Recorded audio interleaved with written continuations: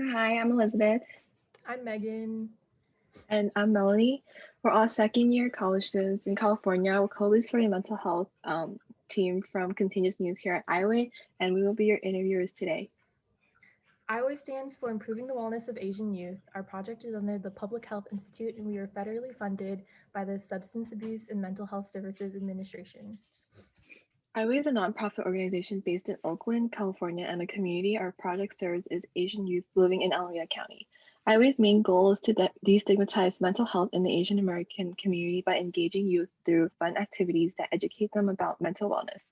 We also offer safe spaces in the form of counseling, peer support groups, and youth programs that are all free of cost to our participants. Right now, we have 3 youth programs, which is Wellness Tuesdays, Wings, and #Represent, that are safe spaces for youth to learn and express emotional and mental health, culture, and identity. If you want to learn more about how to get involved in these programs or IWAY in general, head on over to our Instagram at IWAY Project and check out the links in our bio. So once again, welcome to our IWAY Talks. This will be our first recorded interview. And today's interview, we will be focusing on the LGBTQ plus community. We have had the pleasure to invite Uwern Jong, who has so kindly agreed to this recorded interview all the way from the UK. And Uwern, if you don't mind, can you give us a brief introduction about yourself? Sure, absolutely. Well, firstly, thank you for having me. My name is Uwern Jong. My pronouns are he and him.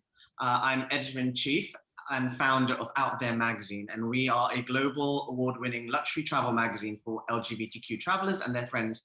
And I'm proud to be an out gay Asian man, #Team Gaysian.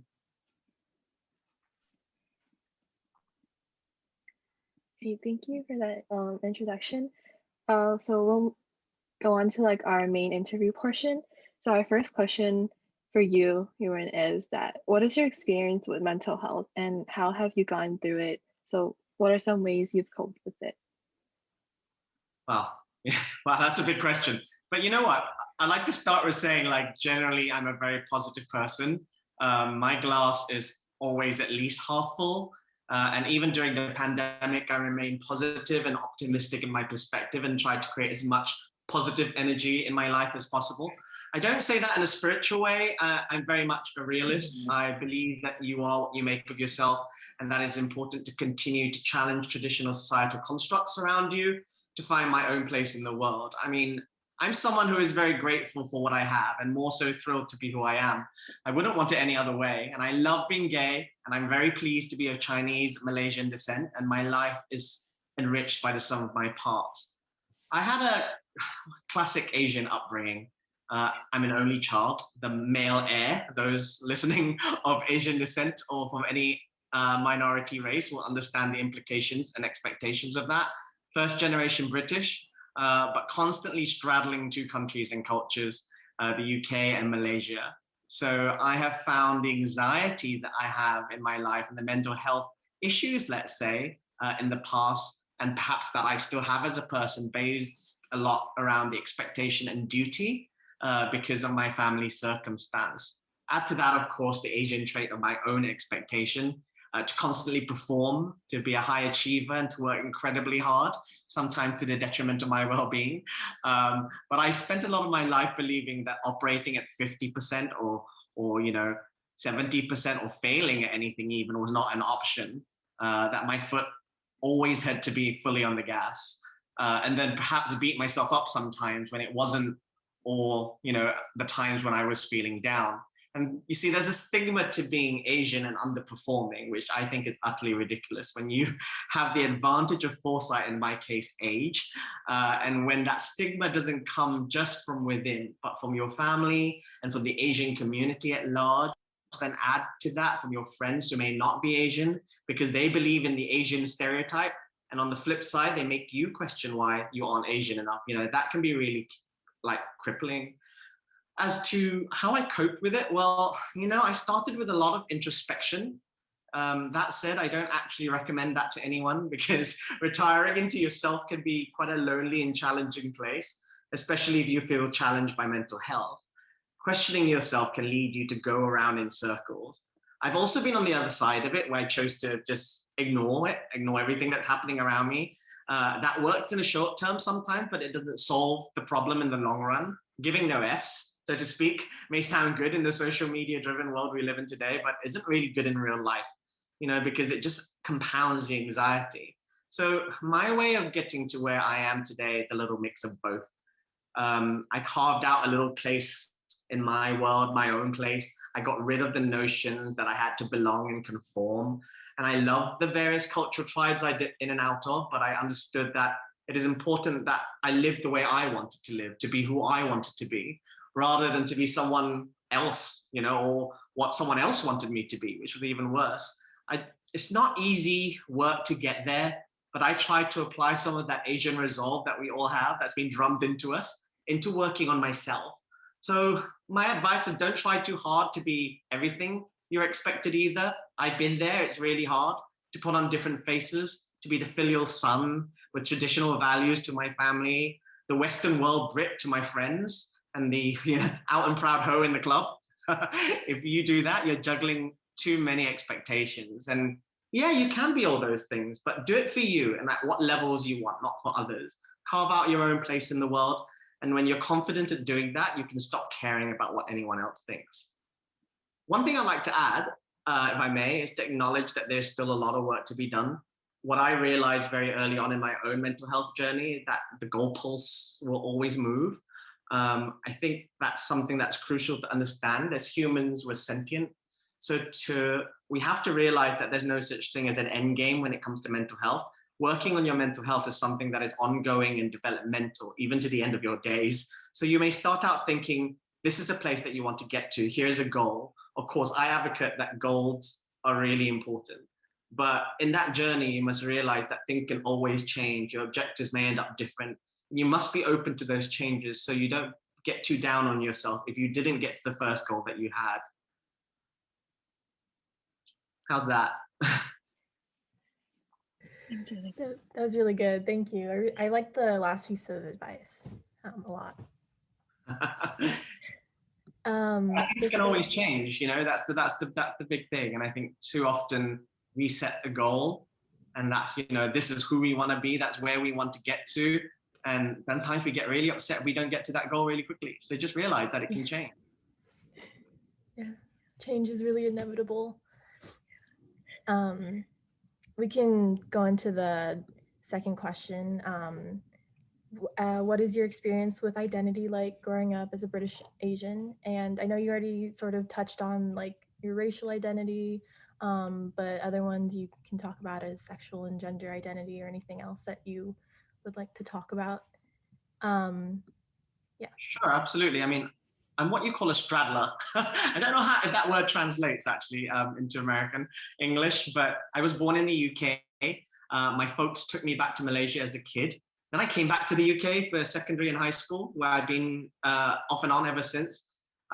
What sounds like the best of both worlds also means I'm the straddler, which means I have one leg in Asia and one leg in the other, in the UK. And sometimes it's a tug of war pulling me apart. There's global identity too. In Malaysia, people think I'm white. In Britain, people, I'm most definitely Asian to people. And I think it wasn't until very recently that I felt it was okay to be both. The world has changed a lot since I was a kid or a teenager or at college. And I think more so today, it's okay to be both or more things. At some point, I don't really remember when. I learned to enjoy the almost double life I led and stop seeing it as a clash. I think I realized that to have a different culture as well as not instead of was actually a strength. I remember describing it to a friend. It was like I was some kind of superhuman, a superhero, I look back on the double life I led as a teenager. One minute I'm like, with 50 people around a hot pot, fielding off questions from meddlesome Chinese aunties, and the next minute I'm in my friend's room or, with my friends in the park getting drunk, while her mum was out on a date and left us to our own devices. It was kind of cool. And I think it was fine to do both and to some degree let them mix together. As British Asians or Asian American, we have our own culture and stories to tell.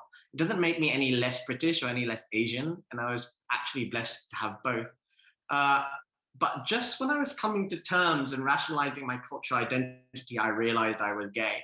Well, maybe I didn't realize I was gay. If I'm being truthful, I always knew I was gay, but I realized that being gay was someone who I wanted to be.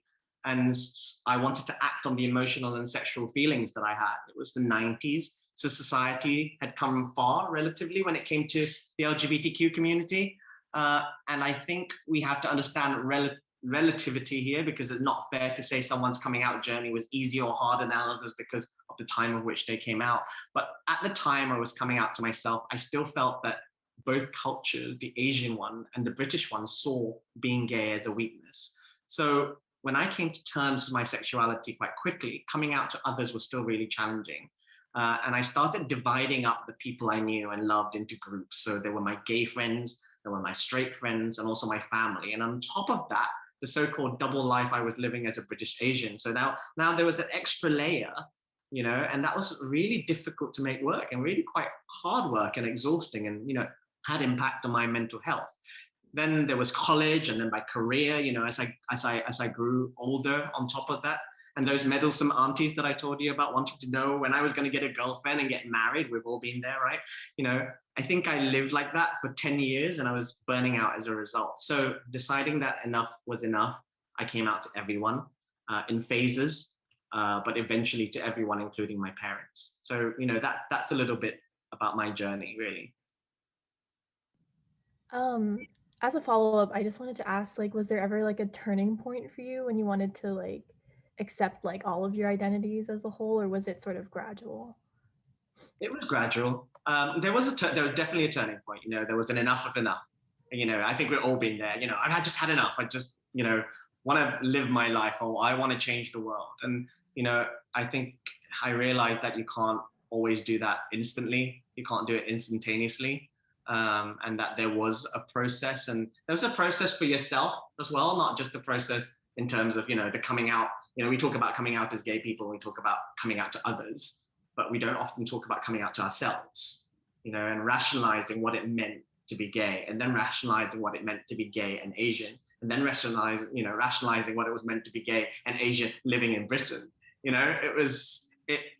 So you have to go through, it's a journey. And like I say, I lived a particular way for 10 years.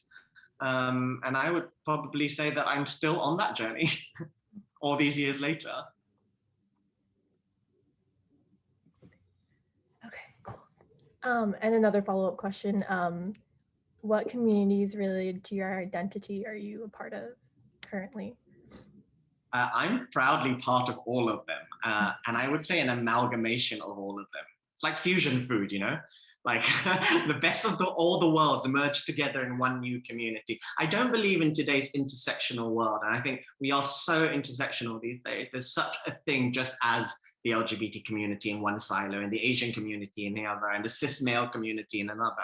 I think we are some of many parts, and that form my personal identity. So I don't believe that I have to conform to the rules and expectations of any one community. I kind of form my own, identity as a result. But I'm very much part of all the communities that, I've been touched with, or I've touched in my life.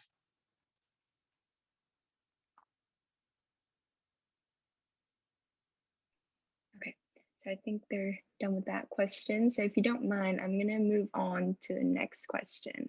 Sure. If it's a little bit too sensitive, you can let us know, and I can always change the question. But hey, earlier, no, don't worry about it. I might say things you want to cut out. Yeah. So earlier, I know you said you were kind of living like a double life for a long time. So at any point, has your sexual identity affected or played a role in your mental health journey? 100%. Like I said, during my coming out, the period of my life where I was coming out, something we as LGBTQ people have to do, not just to our friends, but to our family, but literally to everybody, and sometimes every day. And I still come out to people every day. Then I have to lay on top of that the double coming out that first or second or third generation Asian LGBTQ person has to do. Of course, it affects my mental health. And then add on to that the expectations, the expectations that your family has on you, the expectations that the Asian community has on you, the expectation that the LGBTQ community has on you as a gay man. And then beyond that, the prejudice that is rife in both communities. In the Asian community, being a gay Asian man was seen to be a weakness, and was I a failure to my family? Am I not going to produce any grandkids for my mother who's, desperately into grandkids? And, am I a product of unsavory Western ideologies, and a product of growing up more white than Asian? And then to add on to that, which is worse, the racism within the LGBTQ community, particularly back then, is still rife today. And the segregation of gay Asians into one group, one bar, when we came of drinking age, and the rest into another. And just when things were getting better, at least to your face, the dating apps came along, and the whole no fat, no femmes, and no Asian thing, was so apparent and frankly soul destroying.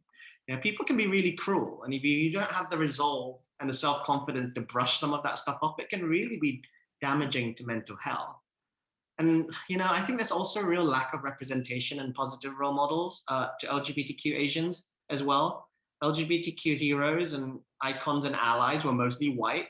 And those who are, Black or people of color were passive in their portrayal. And those Asian LGBTQ icons who managed to bridge the gap, which is happening much more these days, were sometimes pretending to be white, having surgery to anglicize their features and whiten their skin. It's harrowing. And I understood, I look back now and I can see why it was challenging and why the journey was challenging, and it still remains challenging today. I mean, I learned that it is important to celebrate who I am, not to try to be someone else. One thing that I will say in all of this is my identity as an LGBTQ person is actually what helped me, maybe saved me, in fact. What the LGBTQ movement is very good at, the foundation of which the whole LGBTQ movement is built on, is pride. The idea that as a community and as people, we understand where we come from and where we're going, and that being yourself is the most important thing you can do, and to love yourself and love who you are and to celebrate who you are, super important. And the LGBTQ community is super good at that. And they've turned essentially what was a protest into a parade, into a celebration. And I've never seen or had the opportunity to take part in an Asian pride, in the same way. But I think, it would certainly have been beneficial. And I think in most cases, the way the LGBTQ community has come together to celebrate who they are has really helped a lot of people who are coming to terms with who they are. And there's so many lessons I have learned from the LGBTQ community and the power it has for positive mental health. And if you don't ask me, asking a follow-up question, how were you able to kind of cross that bridge from having people not accept who you fully were to then knowing exactly kind of who you wanted to be? So you cut out there, I missed some of the question. Would you ask it again? So how exactly did you cross the bridge from letting people know who you wanted to be and who they kind of expected you to be? Well, it takes time. I had hoped that I would somersault out of the closet and literally go, ta-da, here I am, and that would be it. But no, it took time. I came out and, firstly I had to work on my family. And, I'm very thankful for them because actually I didn't give them as much credit as I should have done. They were far more understanding and far, far, far more liberal. And, now as I'm a lot older, I look back and I think, you know what, I actually had it good. I didn't have it as difficult as I thought I would have, but it took me a long time to rationalize that. I never hated my family, by no means, because I love my family very much. As some people's, my extended family might be a little, difficult, those aunties. But, I love my family very much. And I love that we could have gone through this journey together. And they were very supportive. They weren't always there because they were rationalizing it themselves. And, I ended up having to be the person that was helping them rationalize it. But in a funny way, they were the first, one of the first people I had to have that big journey with, to create that big bridge. And they were also the last. Because they were the milestone. They were the most important people to me and my culture and my identity. So when I could do that, I actually realized the rest was easy. And then coming out to friends and, then every day, when you're in a situation when you have to come out because someone's asked you, where's your wife? Or something like that. You don't shy away from it anymore. You don't go, oh, it happens in travel all the time. I go to a hotel, I come for breakfast and someone turns around to me, even when I'm working, they know who I am and it's an LGBTQ magazine. They'll say, oh, is your wife joining you for breakfast? And suddenly I have to make that decision whether or not I'm going to come out. And I would say that me 20 years ago, faced with that question, would either have just, completely fudged the question, like, completely made it as if I was straight or completely ignored the question. But now I'm like, no, actually, but by the way, I don't have a wife.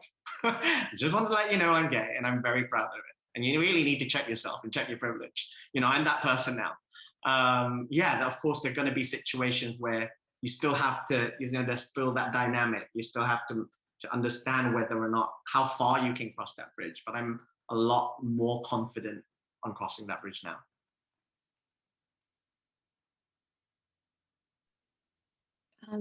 Well, thank you so much for sharing about your journey and your struggles to us. And so to finish off our interview, Sure. our last question is, what advice would you give the youth watching this on how to accept their identity or take care of their own mental health? I know you've talked a lot about your journey and stuff, but would you be able to give some advice to people watching? Okay. Firstly, I'm not in the habit of dishing out advice generally, because then someone can come back and blame you if something goes wrong. But no, kidding aside, there's a lot I have to say. Just, let me just put a caveat on that. This is from my own experience. I'm not a psychoanalyst or an expert by any means when it comes to mental health. And I think sometimes you have to be a little careful because mental health is a very fragile thing. And, sometimes you need to leave some of the best advice to the expert, someone who knows what they're talking about. But let me tell you a little bit about my, how I cope with things and what I think would be good to share. I think the first thing, particularly as an LGBTQ Asian person, be proud of who you are. Number one, be proud of who you are and the journey you've made to get here, but not just your own journey. Our identity is not, created by ourselves. It's created by where we've come from. So think about, your family, your parents, your friends, your parents' parents even. There's so much strength there. Things that you'd least expect that's been formed by the person to form the person you are today. And those people went on amazing journeys to get where they were to eventually, produce you. And I know how we got here as people wasn't always easy, particularly if you're, come from an immigrant race. But I think it's super important that we understand our community's journey, our own journey, not just ours, but not just of our race, but of our culture. Because I really think it helps inform our own journey going forward. I would also say that being Asian is a wonderful thing, and don't let anyone ever tell you any different. I know that's that's a preach, but really, being Asian is a wonderful thing. And the people who put us down are threatened by our greatness and our resilience and our ability. So don't let the trolls get you. Be intersectional, be as intersectional as you want, but always be proudly Asian. I often talk about this in my travel. My favorite places in the world to visit as an out there traveler are the world's melting pots, where cultures come together and fuse into something else. Are so proud of where they come from and their roots. They are the destinations that are the most exciting to me to visit. So similarly, in your own identity and culture, be a melting pot within yourself. You don't have to conform. There are no rules. I would also say if you're Asian and LGBTQ like me, you are a unicorn. You're a superhero. So use your superpowers to the best of your ability on others. Most importantly, yourself. And it will be a journey. And I can't believe I'm quoting Taylor Swift here, but haters gonna hate. So pay them no heed. But the journey that you're gonna make is absolutely worth living and worth pushing through for. And coin the phrase of a famous LGBTQ organization, the Trevor Project, it gets better. Actually, no, it gets fabulous. It really gets fabulous. So bear with it, work through what you need to work through, and it will be amazing in the end. Spend time considering your mental health. Like your physical health, you must care for your mental health. I suggest taking time to look after you, not in an introspective way, like I said earlier, but finding the me time out of your everyday life. One of the ways I step out of the world when it gets too stressful or full of expectation is to cook. I know that sounds like a crazy Asian thing to do, right? Asian food, of course. I cook Asian food. So that's how I connect with my heritage and take time out for myself. But whatever it is, however you choose to do it, there's value to that mindfulness. You know, and like I say, not in a spiritual way. There's value to mindfulness in taking time out of your everyday life to do something different and to do something you love. You don't need to work on you all the time. It's not just about sitting there and thinking I need to work on myself, but just checking out of the clutter sometimes will do you a world of good. I think last piece of advice, take time to talk to people and listen more. Build friendships with other people like you or different parts of the community you're from. I understand it's not always easy, but seek out the opportunity as much as possible to have a dialogue with people you know and people you can trust, and people that you believe are walking in the same shoes as you, but also to people who are completely different from yourself. That's super important too. Even if it challenges you, be sure to find the time to share and listen. Share your stories and listen to other people's stories. Vulnerability can be a good thing. It gives you the opportunity to open up. Even in preparing to do this interview with you guys today, I've delved quite deep into my identity because you're not often asked to do that, you know? And I thought about the things that I wanted to talk about and share. And it's been really actually quite useful and therapeutic for me. And think about the impact you can have on someone else when you're sharing those stories. We're all on different journeys, but hearing about someone else's can help inspire yours. This all helps you to form perspectives in your mind and how to rationalize them. And the more perspectives you have, the greater the resource you have to count on when you need it. And overlaid on all of this, you know, like I said earlier, there's no end game. You know, there's no like final objective. Mental health is a journey, and you have to realize that mental health and the discussions around mental health is very much an art as well as a science. There's no textbook way of becoming the person you want to become or getting out of the problems you want to get out of. You just have to find it. You just have to find it on your journey. And the more people you can count on, the more resources you can pull together, the more people you have in your lives, the more cultures you can touch. I think that would be very, very beneficial. That's my advice for what it's worth. I hope it was worth something. Yeah, just be proud of who you are. Thank you, Uwern, for sharing your advice and insights. We really appreciated this amazing interview. And to the viewers out there, please let us know if you have any questions